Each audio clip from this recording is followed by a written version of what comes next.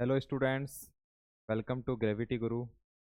बेटा मैं अविनाश पटले आपका वेलकम करता हूँ ग्रेविटी गुरु पर। और मैं इस चैनल पर आपको केमिस्ट्री टीच करूँगा। ओके। तो आज का हमारा जो टॉपिक है बेटा वो है क्या, थर्मोडायनेमिक्स, राइट। तो आप ये समझिए कि थर्मोडायनेमिक्स जो है वो पहली बात तो सर फिजिकल केमिस्ट्री का टॉपिक है।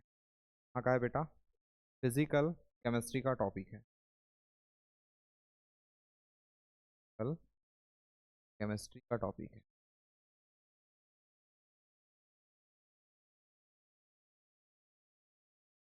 फिजिकल केमिस्ट्री का टॉपिक है।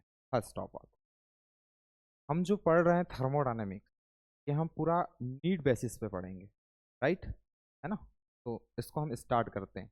तो सबसे पहला क्वेश्चन अराइज ये होता है कि थर्मोडायनेमिक्स वर्ड का मीनिंग क्या है। सबसे पहला क्वेश्चन अराइज ये होता है कि थर्मोडायनेमिक्स वर्ड का मीनिंग क्या है। तो बेटा thermodynamics word, thermo, thermo plus dynamics, thermo plus dynamics word से मिलके बना है क्या, थर्मोडायनेमिक्स। ओके बेटा।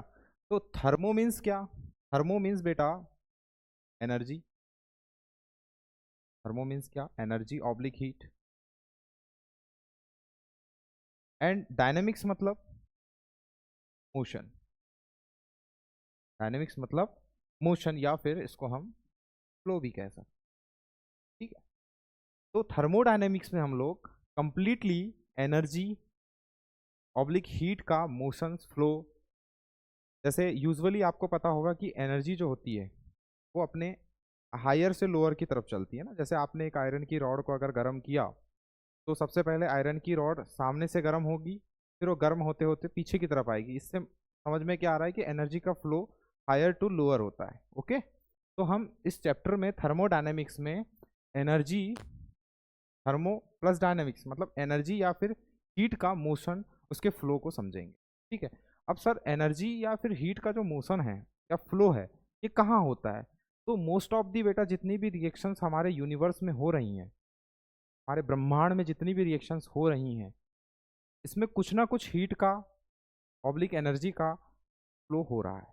ठीक है। तो बहुत सारी ऐसी प्रोसेसेस हैं जिसमें हम एनर्जी का फ्लो समझेंगे। बात आई समझ में। तो एक लाइन हम यहाँ पर थर्मोडायनेमिक्स की लिखेंगे बेटा, energy change taking place in all, क्या लिखेंगे हम लोग,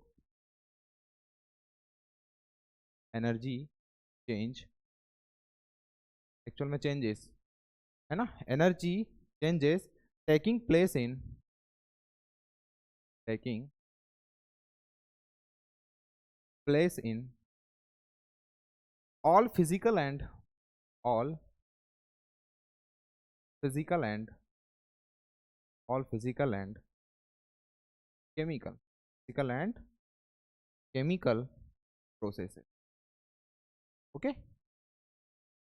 थर्मोडायनेमिक्स में एनर्जी का change taking place in all physical and chemical process, बहुत सारी ऐसी प्रोसेसेस होती हैं, बहुत सारी रिएक्शंस ऐसी होती है, बहुत सारी फिजिकल प्रोसेस ऐसी हो रही हैं जिसमें एनर्जी का फ्लो कहीं ना कहीं हो रहा है। ठीक है। धीरे धीरे बेटा टॉपिक समझ में आएगा। एक्चुअली में थोड़ा सा टफ टॉपिक है, ये केमिस्ट्री में भी है और फिजिक्स में भी है। बस साइन कन्वेंशन का थोड़ा सा डिफरेंसेस होता है, तो वो टाइम के साथ आपको धीरे धीरे पता चल जाएगा, right.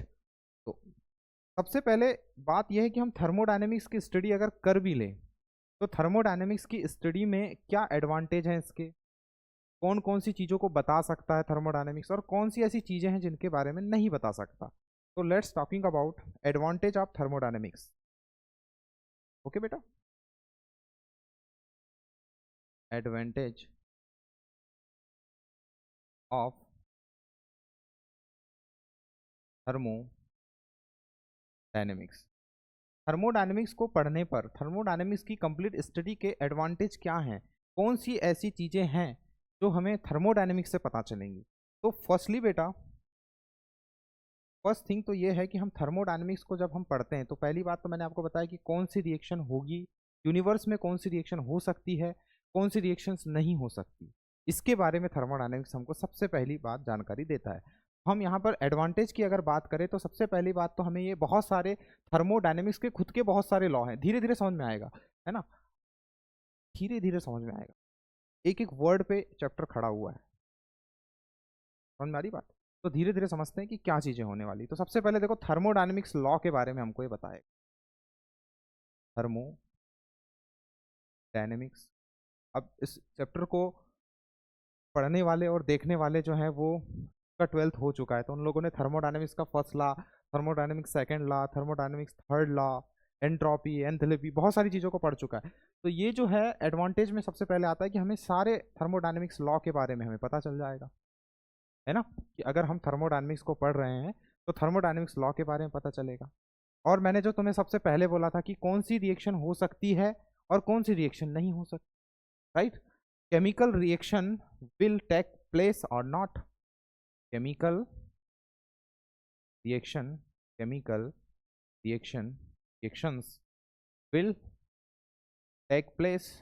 will take place or not, कि कौन सी केमिकल रिएक्शन फिजिबल है, कौन सी रिएक्शन फिजिबल नहीं है। फिजिबल मीन्स कौन सी रिएक्शन हो सकती है, कौन सी रिएक्शन हो सकती है ना। इसके बारे में भी हमको क्या बताएगा, थर्मोडायनेमिक्स बताएगा। कैसे बताएगा बेटा, रूल्स हैं, कैटेगरीज हैं, ठीक है, कैटेगरीज नहीं सॉरी कंडीशंस हैं कि किस कंडीशन में क्या होगा, ठीक है। जैसे मैं बहुत आगे अगर चले जाऊँ तो आप लोगों ने सुना होगा कि गिब्स फ्री एनर्जी जहाँ निगेटिव होती है वहाँ ज़्यादातर जितनी भी प्रोसेसेस होती हैं वो स्पॉन्टेनियस होती है, राइट। तो ऐसी बहुत सारी कंडीशंस हैं जिनको हम धीरे धीरे समझेंगे, हड़बड़ी में पढ़ेंगे तो नहीं सीख पाएंगे, ठीक है। तो ये चीज़ है।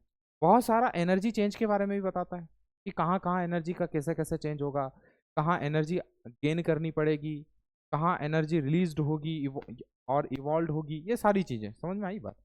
तो ये क्या बताएगा, various energy changes, various energy, बहुत सारी जगहों पर एनर्जी का चेंजेस होता है, तो कहाँ कहाँ पर एनर्जी का चेंजेस होंगे, कहाँ नहीं होंगे। तो सर केवल एडवांटेज ही हैं क्या थर्मोडायनेमिक्स के, नहीं बेटा, थर्मोडायनेमिक्स की स्टडी में कुछ लिमिटेशंस भी लगाए गए हैं। कुछ क्या लगाए गए हैं, लिमिटेशंस की। अगर हमको ये समझना है कि थर्मोडायनेमिक्स के क्या लिमिटेशंस हो सकते हैं ना, तो थर्मोडायनेमिक्स के लिमिटेशंस को भी देखते हैं हम लोग, ठीक है। Limitations, okay. कौन सी चीज़ है जिसके बारे में हमको थर्मोडायनेमिक्स नहीं बता सकता, जब इतनी सारी चीज़ों के बारे में बता सकता है। तो ऐसी कौन सी चीज़ है, रेट ऑफ रिएक्शन के बारे में हमें नहीं बता सकता बेटा। इसके बारे में नहीं बता सकता, रेट ऑफ रिएक्शन, इसके बारे में नहीं बताएगा बेटा, rate of reaction. Sir rate of reactions क्या होती हैं, देखो बेटा, अगर आपने केमिकल काइनेटिक्स को पढ़ा होगा, अगर आपने केमिकल काइनेटिक्स को पढ़ा होगा, रेट ऑफ रिएक्शन के बारे में हमें नहीं बताता। अगर आपने केमिकल काइनेटिक्स पढ़ा होगा तो आपने ये देखा होगा कि कौन सी रिएक्शन स्पीड में होगी, कौन सी रिएक्शन स्लो होती है, कुछ रिएक्शन इंटरमीडिएट की प्रेजेंस में की जाती हैं, ठीक है, slow reaction, fast reaction, rate of reactions, first order, second order, third order, nth order तक आपने पढ़ा है। तो उसके बारे में थर्मोडायनेमिक्स हमको नहीं बताता। थर्मोडायनेमिक्स की एक इसमें आता है, लिमिटेशंस में आता है, पहली बात। दूसरी बात बेटा कि हम यहाँ पर थर्मोडायनेमिक्स में जिस भी चीज़ की स्टडी करेंगे, जिस भी चीज़ की, चीज़ जैसा कुछ नहीं है, मतलब कोई सिस्टम लेंगे, आगे आने वाले हैं वर्ड, है ना, कोई सिस्टम आएगा, तो कि जब किसी सिस्टम पे हम स्टडी करेंगे तो हम वो मैक्रोस्कोपिक लेवल पे करेंगे, है ना, माइक्रोस्कोपिक लेवल पे नहीं करेंगे, है ना। तो थर्मोडायनेमिक्स डील विथ, हम एक वर्ड लिखेंगे, thermodynamic, thermodynamics deal with macroscopic system, macroscopic system, macroscopic system, okay. But not, but not, but not, but not microscopic system, but not microscopic, ठीक है। Thermodynamics deal with macroscopic system, है ना, कि large amount में ठीक है, bulk में हमको समझना पड़ेगा। टेम्परेचर के बारे में स्टडी कर रहे हैं तो बल्क में देखनी पड़ेगी, एंथैल्पी के बारे में स्टडी कर रहे हैं तो बल्क में देखना पड़ेगा, है ना। एक इंडिविजुअल, एक एटम, एक मॉलिक्यूल के बारे में हम थर्मोडायनेमिक्स में नहीं पढ़ सकते। समझ में आई बात। ये जो माइक्रो वर्ड जो लिखा गया है, माइक्रोस्कोपिक सिस्टम का मतलब है कि हम स्टडी जो करेंगे हम एक लार्ज लेवल पे करेंगे, ठीक है, बल्क लेवल पे पढ़ेंगे, है ना। हम इंडिविजुअली किसी एटम की स्टडी नहीं कर सकते, हम इंडिविजुअली किसी मॉलिक्यूल की स्टडी नहीं कर सकते हैं। ये बातें समझ में आई क्या बेटा?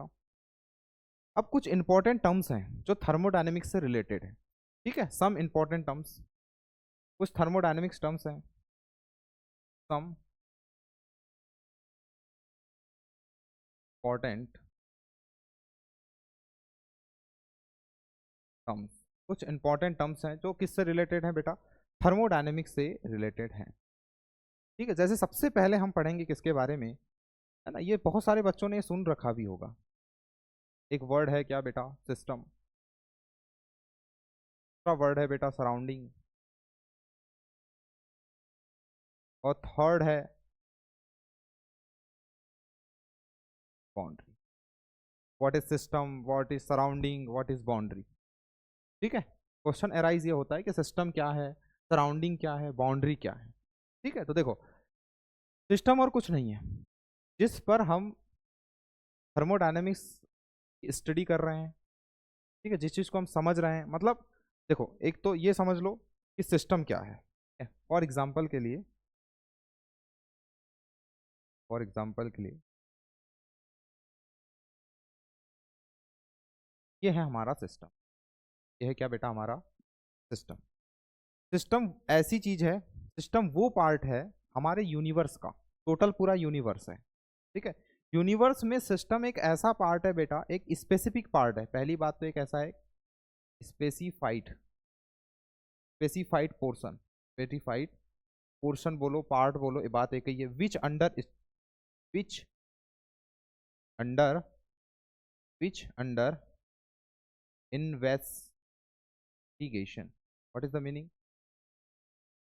एक ऐसा सिस्टम वो पार्ट है, सिस्टम ऐसा एक स्पेसिफिक पोर्शन है जिसपे हम इन्वेस्टिगेशन करेंगे। इन्वेस्टिगेशन मतलब जिसके बारे में हम पढ़ेंगे, जिसके बारे में हम लोग जानेंगे। अच्छा, रेस्ट ऑफ द पार्ट मतलब सिस्टम को छोड़ के जो बच गया वो फिर क्या होगा सर? तो बेटा सिस्टम को छोड़ के जो बाकी चीजें बच चुकी है ना, सिस्टम को छोड़कर जो जितना भी ये बच चुका है ना, सिस्टम को सिस्टम को छोड़कर जो पार्ट बच गया, इसको क्या बोलेंगे? वो बोलेंगे सर क्या? सराउंडिंग। तो क्या बोलेंगे बेटा? सर। आई होप आपके दिमाग में जा रहा होगा, ठीक है। सिस्टम वो पार्ट है जिस पर हमें स्टडी करनी है, जो हमारे अंडर इन्वेस्टिगेशन में आ रहा है, और जो रेस्ट ऑफ द पार्ट हो गया वो किस में चला जाएगा? सराउंडिंग में चला जाएगा। आई होप इतनी सारी चीजें समझ। तो system plus surrounding, system plus surrounding है ना, यहाँ एक इंपॉर्टेंट बात ये समझ में आएगी कि system, system and surrounding, system and surrounding ये मिलकर क्या बनाएंगे बेटा? यूनिवर्स। क्या बनाएंगे ये? यूनिवर्स, ठीक है। सिस्टम और सराउंडिंग मिलकर क्या बनाएंगे? यूनिवर्स बनाएंगे। बात आ रही समझ में, है ना। सिस्टम वो है जो हमारे अंडर इन्वेस्टिगेशन का पार्ट है, जिस पर हम पूरी स्टडी करने वाले हैं। सराउंडिंग क्या है? जो सिस्टम को छोड़ के जो बाकी जो भी कुछ बच गया वो सराउंडिंग में आएगा। और सिस्टम प्लस सराउंडिंग का जो एडिशन होगा उसको हम क्या बोलेंगे? यूनिवर्स बोलेंगे। यूनिवर्स मतलब हमारा ब्रह्मांड, जहाँ पर हम रह रहे हैं, जहाँ पर सारी की सारी लिविंग थिंग्स हैं, हम खुद हैं, ये बोर्ड है, सभी चीजें, राइट। आगे चले बेटा। सर बाउंड्री क्या चीज़ है? बाउंड्री नहीं बताया। तो बेटा जैसे मैं बाउंड्री बताता हूँ, जैसे बाउंड्री को समझाने के लिए मैं एक इजी गोइंग एक एग्जांपल लूंगा। तो फॉर एग्जांपल के लिए मेरे पास एक बीकर है, हाँ, पास क्या है बेटा? एक पास फॉर एग्जांपल के लिए एक बीकर है, ये बीकर है। इस बीकर में क्या है? बीकर में बेटा वाटर फिल कर दिया मैंने, बीकर में मैंने क्या कर दिया? वाटर को फिल कर दिया। अब धीरे धीरे समझो, समझ में आएगी चीजें। इस बीकर में मैंने क्या कर दिया है? वाटर फिल कर दिया। तो आप ये समझो कि ये जो वाटर है बेटा, अब मुझे वाटर का टेम्परेचर पता करना था, जो भी चीजें मुझे पता करनी थी, जो भी मैंने वाटर को इन्वेस्टिगेशन में ले लिया है, तो वाटर मेरा क्या बन जाएगा बेटा? वाटर बन जाएगा मेरा सिस्टम। वाटर क्या बन जाएगा बेटा? मेरा सिस्टम। और ये बीकर को छोड़ के बाकी जो सब कुछ बच गया, ये क्या किस में आएगा? ये क्या आएगा सर? सराउंडिंग में। किस में आएगा बेटा? क्या आएगा बेटा? किस में? सराउंडिंग। पर बेटा ये देखो, ये बीकर की जो बाउंड्री है, ये जो बीकर की जो वॉल्स हैं, बीकर की जो क्या वॉल्स है बेटा, ये किस में आएगी? क्या आएंगी? बाउंड्री में। किस में आएगी? बाउंड्री में। तो मेरे बच्चों को ये समझ तो आ गया होगा कि सर सिस्टम और सराउंडिंग को जो सेपरेट कर रहा है, सिस्टम और सराउंडिंग को जो क्या कर रहा है, सेपरेट कर रहा है, वो किस में आएगा बेटा? जैसे मान लो यहाँ है मेरा सिस्टम, यहाँ है मेरा बेटा क्या? सिस्टम। यहाँ है मेरा सिस्टम। सिस्टम को छोड़ के रेस्ट ऑफ द पार्ट किस में आएगा बेटा? सराउंडिंग में। तो सिस्टम और सराउंडिंग को जो सेपरेट आउट कर रहा है वो क्या है बेटा? वो है बाउंड्री। वो है क्या? बाउंड्री। आई होप इतनी बातें क्लियर हो गई। आई होप आपको इतनी बातें क्लियर हो गई कि सिस्टम और सराउंडिंग को सेपरेट आउट करने वाली एक बाउंड्री। अब बाउंड्री बेटा इमेजनरी भी हो सकती है, बाउंड्री रिजिड भी हो सकती है बहुत। अब जैसे यहाँ जो बाउंड्री है, क्या आपको दिखाई दे रही है? दिखाई दे रही है ना भाई? बीकर की वॉल्स को देख सकते हो ना, फील कर सकते हो कि बीकर की वॉल्स हैं, रिजिड है ये, ठीक है, फ्लेक्सिबल नहीं है। तो बाउंड्री भी 2-3 टाइप्स की होती है। तो थोड़ा सा बाउंड्रीज के बारे में देख लेते हैं। देखो, पहली बात तो आप ये समझो कि आज जो थर्मोडायनेमिक्स का बेसिक लेक्चर है, सिर्फ बेस पढ़ाया जाएगा, सिर्फ एक इंट्रोडक्शन दिया जाएगा कि किस तरह से क्या क्या चीज़ें होती हैं। तो ये समझ लो कि आज का जो फर्स्ट लेक्चर है वो एक इंट्रोडक्शन चैप्टर है या फिर लेक्चर है। ओके, आगे चलते हैं। तो बेटा बाउंड्री 3 टाइप्स की होती है ना? बाउंड्री जो है, let's talking about boundary in details. तो अगर आप बाउंड्री की चर्चा करें तो बाउंड्री बेटा 3 टाइप्स में होती है। सर ये कंडक्टिंग हो सकती है, ये कंडक्टिंग हो सकती है, या फिर ये नॉन कंडक्टिंग भी हो सकती है। कंडक्टिंग हो सकती है, नॉन कंडक्टिंग हो सकती है, ठीक है। जैसे अभी तुम्हें दिखाई दे रही थी रिजिड, रिजिड भी हो सकती है, नॉन रिजिड भी हो सकती है, रिजिड भी हो सकती हैं एंड नॉन रिजिड दोनों हो सकती हैं बेटा, एंड नॉन रिजिड, एंड से ज़्यादा अच्छा वर्ड रहेगा और नॉन रिजिड, ठीक है बेटा। रिजिड हो सकती है, नॉन रिजिड हो सकती है, रियल हो सकती है। जैसे अब ये जो हमने एग्जाम्पल लिया था, ये रियल बाउंड्री है, ठीक है। तो बाउंड्रीज रियल भी हो सकती हैं, बाउंड्रीज इमेजिनरी भी हो सकती हैं। बाउंड्रीज जो है रियल और इमेजिनरी, रियल भी हो सकती है बेटा, और क्या हो सकती हैं? इमेजिनरी। ओके, बाउंड्री रियल भी हो सकती है, बाउंड्री इमेजिनरी भी हो सकती है। आई होप आपको समझ में आ रहा होगा धीरे धीरे। मैं बेटा इन डेप्थ पढ़ा रहा हूँ, इन डिटेल्स पढ़ा रहा हूँ, ठीक है ना, कि आपको एक छोटी सी चीज़ भी आपके माइंड में कन्फ्यूजन क्रिएट ना करे। क्योंकि केमिस्ट्री फिजिक्स में ऐसा है कि सारी चीज़ें वर्ड्स पर डिपेंड करती हैं। अगर आपको एक एक वर्ड्स का पता है कि कहाँ फोर्स लिखा हुआ है तो क्यों लिखा गया है, एटम लिखा है तो एटम की डेफिनेशन क्या है, मॉलिक्यूल्स की डेफिनेशन क्या है, तो जब आप वर्ड की डेफिनेशंस में चले जाओगे, उसकी इन डेप्थ को समझ लोगे, तो फिर आपको जो बड़ी बड़ी जो थ्योरीज हैं उसको समझने में कोई प्रॉब्लम जाने वाली नहीं है। चलो आगे चले बेटा। अब हम पढ़ेंगे बेटा टाइप ऑफ सिस्टम। क्या पढ़ेंगे? टाइप ऑफ सिस्टम, है ना। हेडिंग डालेंगे क्या? Type of system, types of system, types of system, types of system. बेटा 3 टाइप्स के होते हैं, ठीक है। बहुत ईजीएस्ट पोर्शन को मैं पढ़ाने जा रहा हूँ। टाइप ऑफ सिस्टम बेटा 3 टाइप्स के होते हैं। एक है क्या? ओपन सिस्टम, है क्या बेटा? Open system. दूसरा है बेटा क्या? Closed system, closed system. Third है क्या बेटा? Isolated system, isolated system. Sir क्या इतना सा पढ़ के छोड़ देंगे? नहीं बेटा, डेप्थ में पढ़ेंगे इसको भी। इसको भी किस में पढ़ेंगे? डेप्थ में। तो चलो सबसे पहले स्टार्ट करते हैं, क्या थोड़ा सा समझ लेते हैं किसके बारे में? ओपन सिस्टम के बारे में। किसके बारे में बेटा? Open system.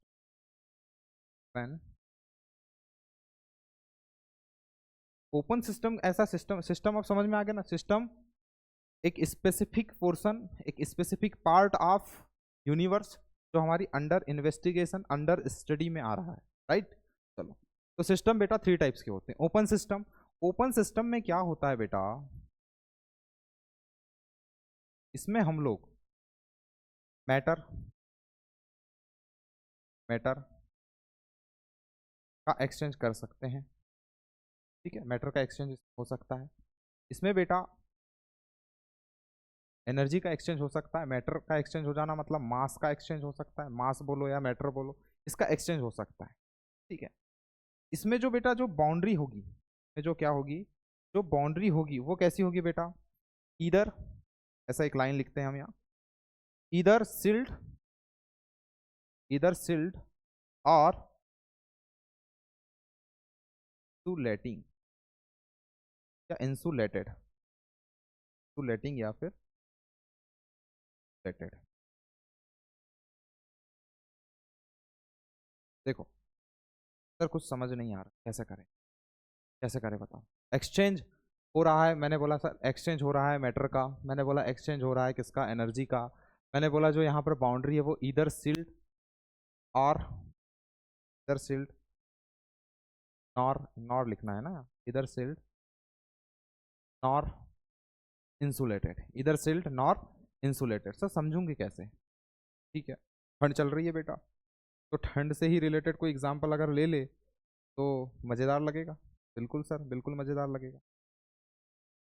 हम लेते हैं एक कप में कॉफ़ी, ने क्या ली, एक कप में कॉफ़ी क्या ली है बेटा, कॉफ़ी ली है, कॉफ़ी क्या लिया, कॉफ़ी ले लिया बेटा। अब ये कप को मैंने ओपन रखा है, ठीक है। तो अब आप ये देखना कि कुछ टाइम बाद यहाँ से हीट का एक्सचेंज तो हो रहा है, कुछ टाइम बाद ठंडी हो जाएगी ना ये कॉफ़ी, कुछ टाइम बाद कैसी हो जाएगी, ठंडी हो जाएगी। ठीक है सर, मैटर या फिर मास का एक्सचेंज कैसे हो रहा है बेटा, अगर आप इसको बहुत टाइम तक नहीं पियोगे, या फिर अगर आप ये समझ लो कि इसमें कॉफ़ी ना लेते हुए कोई हॉट वाटर ले लिया तुमने, क्या ले लिया तुमने, कुछ हॉट वाटर फील करके रखा है के अंदर कुछ हॉट वाटर जो है आपने फील करके रखा है, तो आफ्टर सम टाइम आप क्या देखोगे कि पहली बात तो वाटर जो है वो ठंडा हो गया। ठीक है, वाटर ठंडा हो जाने का मतलब है कि एनर्जी जो है, एनर्जी का एक्सचेंज हो गया, है ना।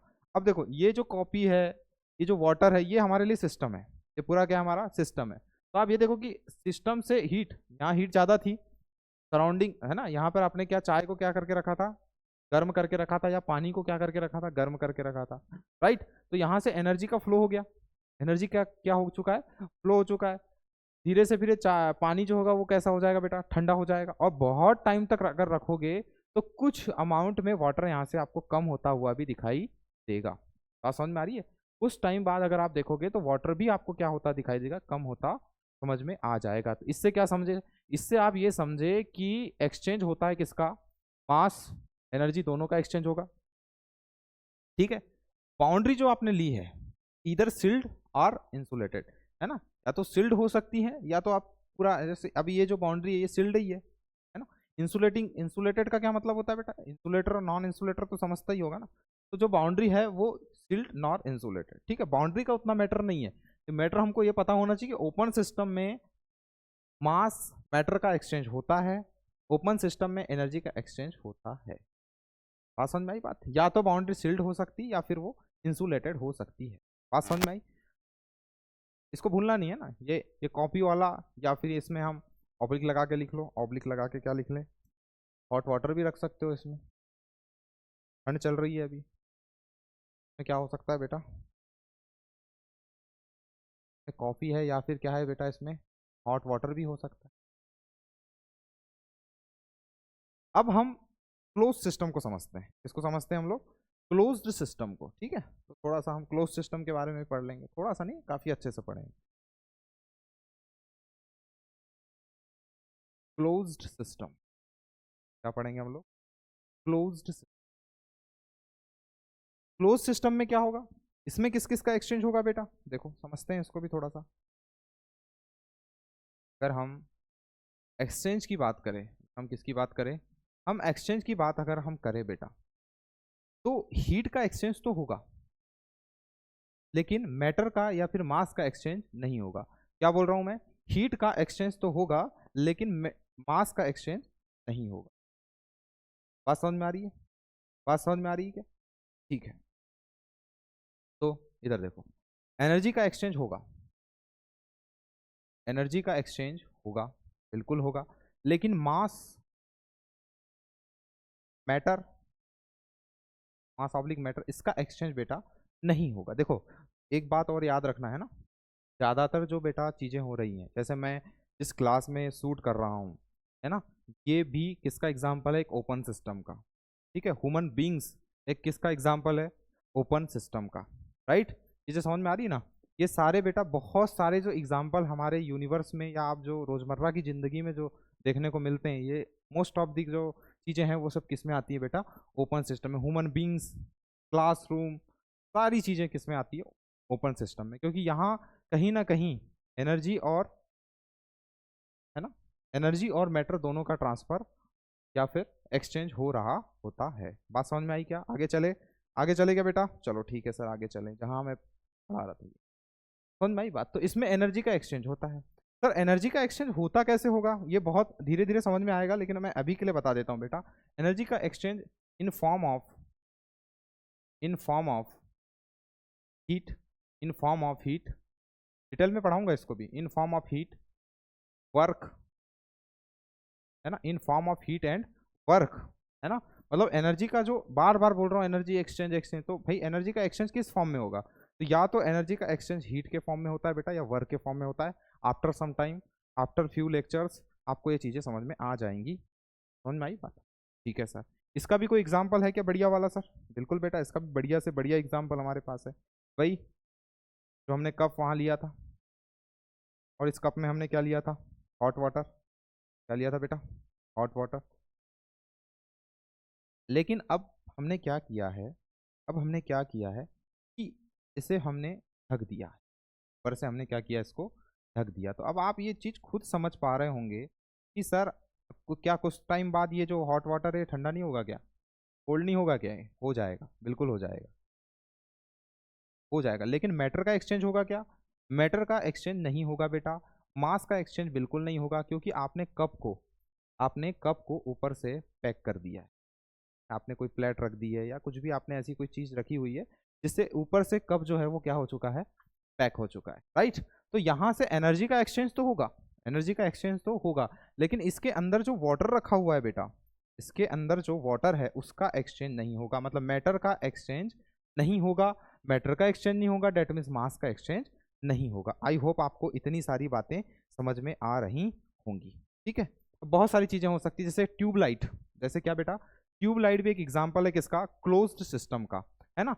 जो सैटेलाइट जो भेजे जाते हैं, है ना, जो सैटेलाइट जो अपने ऑर्बिट्स में घूम रहे हैं, तो सैटेलाइट जो अपने ऑर्बिट्स में घूम रहे हैं बेटा, तो उसमें भी एनर्जी का एक्सचेंज हो रहा है, लेकिन मास और मैटर का एक्सचेंज नहीं हो रहा है। ये कुछ अच्छे एग्जाम्पल्स हैं, आप याद रख लेना। वन लाइनर में कभी कभी पूछ लेता है, नीट में तो नहीं आएगा, लेकिन अपने नॉलेज के लिए हमें ये चीज़ें पता होनी चाहिए। थर्ड वन, थर्ड वन बेटा क्या है? क्लोज सिस्टम है बेटा, क्लोज्ड सिस्टम। सॉरी, क्लोज तो हो गया, क्लोज तो हो गया, तो हो गया। थर्ड क्या होगा बेटा? थर्ड क्या होगा? आइसोलेटेड। थर्ड क्या होगा? आइसोलेटेड। आइसोलेटेड सिस्टम की, आइसोलेटेड सिस्टम, आइसोलेटेड सिस्टम, ठंड चल रही है, और आइसोलेटेड सिस्टम जो है वो मोस्ट ऑफ दी पर्सन के पास में मिलेगा तुमको। क्या बात कर रहे हो बेटा? जो थर्मस है वो एग्जाम्पल है किसका? Isolated system. तो आइसोलेटेड सिस्टम में क्या होता है बेटा कि जो एक्सचेंज है, एक्सचेंज की अगर हम बात करें, तो बेटा इसमें एनर्जी का भी एक्सचेंज नहीं होता है, बिल्कुल नहीं होता है। इसमें मैटर में, मैटर ऑब्लिक मास का भी एक्सचेंज नहीं होता है। फॉर एग्जाम्पल के लिए आपने एक थर्मस ले लिया, आपने क्या ले लिया? थर्मस ले लिया, थर्मस ले लिया बेटा आपने। इस थर्मस में मान लो वाटर है, ये आप सबको पता है, ज़्यादा डीप जाने की बात नहीं। तो आप ये देखते होंगे कि इसमें जो आपने वाटर हॉट करके रखा है ना, गर्म पानी जो आपने इसमें रखा है, वो 24 आवर्स 48 आवर्स तक क्या ठंडा नहीं होता है। लेकिन कोई क्वेश्चन, कोई स्टूडेंट मुझसे ये भी कह सकता है कि सर बाद में तो ठंडा हो ही जाता है वो। ठीक है, तो बेटा एक बात याद रखना कि हमारे यूनिवर्स में कोई भी सिस्टम 100% आइसोलेटेड सिस्टम नहीं है, ठीक है ना। ये क्वेश्चन बहुत सारे स्टूडेंट्स करते हैं, जब हम इसको एग्जाम्पल में लिखा तो देते हैं कि बोलते हैं, हम टीचर्स क्या बोलते हैं कि बेटा ये जो थर्मस में जो पानी रखा हुआ है ये एक एग्जाम्पल है किसका, आइसोलेटेड सिस्टम का। फिर स्टूडेंट के मन में एक क्वेश्चन अराइज होता है कि सर बहुत टाइम तक तो नहीं रह सकता, कुछ टाइम बाद वो ठंडा हो जाता है। डैट मीन्स ठंडा हो जाना का क्या मतलब है कि ठंडा हो गया मतलब उसमें से एनर्जी का एक्सचेंज हो चुका है। तो बेटा आप याद रखना, और ये लाइन हमेशा याद रखना, कि हमारे पूरे यूनिवर्स में ऐसा कोई आइसोलेटेड सिस्टम नहीं है जो परफेक्टली हो। तो perfectly isolated system is not possible. Okay, तो थर्मस में रखा हुआ पानी जो है बेटा वो एकदम बेस्ट एग्जांपल है किस्म का, आइसोलेटेड सिस्टम का। समझ में आई बात। सर इसमें जो बाउंड्री होगी, में जो बाउंड्री जो होगी बेटा वो सील्ड होगी, वो तो दिखाई दे रहा है आपको, तो समझ में आ रहा है ना कि बाउंड्री कैसी होगी, इसमें सील्ड होगी। बाउंड्री सील्ड होगी ना, अगर आप अच्छे क्वालिटी का थर्मस लेके आओगे पैक रहता है ना पूरा, तो बाउंड्री कैसी रहती है इसमें बेटा, सील्ड बाउंड्री है। एंड इंसुलेटिंग है, कैसी है, इंसुलेटिंग है। इंसुलेटिंग का मतलब वही है कि ना यहाँ से एनर्जी का एक्सचेंज हो रहा है, ना यहाँ से मास का एक्सचेंज हो रहा है। क्या थर्मस में रखा हुआ पानी क्या उसकी क्वांटिटी क्या कम हो जाती है, क्या क्वांटिटी कम नहीं होती बेटा, है ना। हाँ बस इतना याद रखना कि कोई भी 100% आइसोलेटेड सिस्टम नहीं होता, ये बात आप याद रखना, ठीक है। हमारा जो यूनिवर्स है बेटा ये बहुत ही इंपॉर्टेंट बात है, इसको स्टार मार्क लगा के लिख लेना। स्टार मार्क लगा के ये लिखना कि जो हमारा यूनिवर्स है बेटा, जहाँ हम रह रहे हैं, आप सब कुछ जो भी है, ये एक प्रकार का क्या है, एक प्रकार का ये आइसोलेटेड ही सिस्टम है। कैसा सिस्टम है, एक प्रकार का ये आइसोलेटेड सिस्टम है, ठीक है, आइसोलेटेड सिस्टम है। यहाँ पर मैंने आपको बाउंड्री के बारे में बताना भूल गया था, तो देखते हैं यहाँ पे भी लिख लेना। बाउंड्री कैसी होगी बेटा, बाउंड्री कैसी होगी, तो चीज़ें समझ में आ गई होगी कि सर बाउंड्री तो सील्ड ही होगी। बाउंड्री जो है सील्ड है, बट नॉट इंसुलेटिंग। कैसी नहीं है वो, इंसुलेटिंग नहीं है। इंसुलेटिंग का क्या मतलब है, इंसुलेटिंग का मतलब ये है कि एनर्जी का ट्रांसफर तो हो जाएगा, मास और मैटर का ट्रांसफर नहीं होगा। तो सिस्टम बेटा कितने टाइप्स के हैं, 3 टाइप्स के हैं।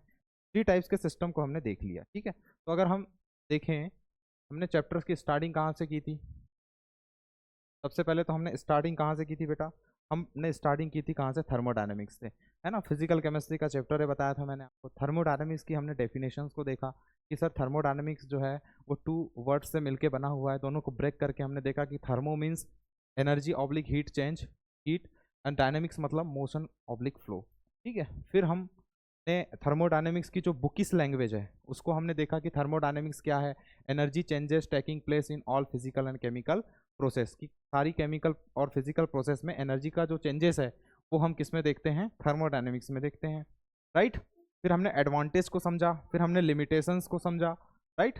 सम इंपॉर्टेंट टर्म्स में हमने सिस्टम, सराउंडिंग एंड बाउंड्रीज समझ ली है, ठीक है बेटा। तो अभी है ना, बाउंड्रीज को भी फिर मैंने क्लासीफाई करके बता दिया कि बाउंड्रीज भी फर्दर 3 टाइप्स की हो सकती हैं, राइट। फिर टाइप ऑफ सिस्टम को इन डेप्थ में हमने जाके देखा कि ओपन सिस्टम क्या है, क्लोज सिस्टम क्या है, आइसोलेटेड सिस्टम क्या है, राइट। तो बेटा ये अभी जो 2-3 लेक्चर्स जो आएंगे वो थर्मोडायनेमिक्स के बेसिक लेक्चर्स हैं। बेसिक डेट मीन्स कि ये जो वर्ड्स हैं ये बहुत काम के हैं ना, कि आइसोलेटेड सिस्टम क्या होते हैं, क्लोज सिस्टम क्या होते हैं, ओपन सिस्टम्स क्या होते हैं, सारे जो टर्म्स है अगर आप इनमें अपनी पकड़ बना लोगे तो फिर आगे जाके आपको जो चैप्टर जो है वो इजी गोइंग लगेगा। तो मिलेंगे बेटा नेक्स्ट लेक्चर में। Thank you so much.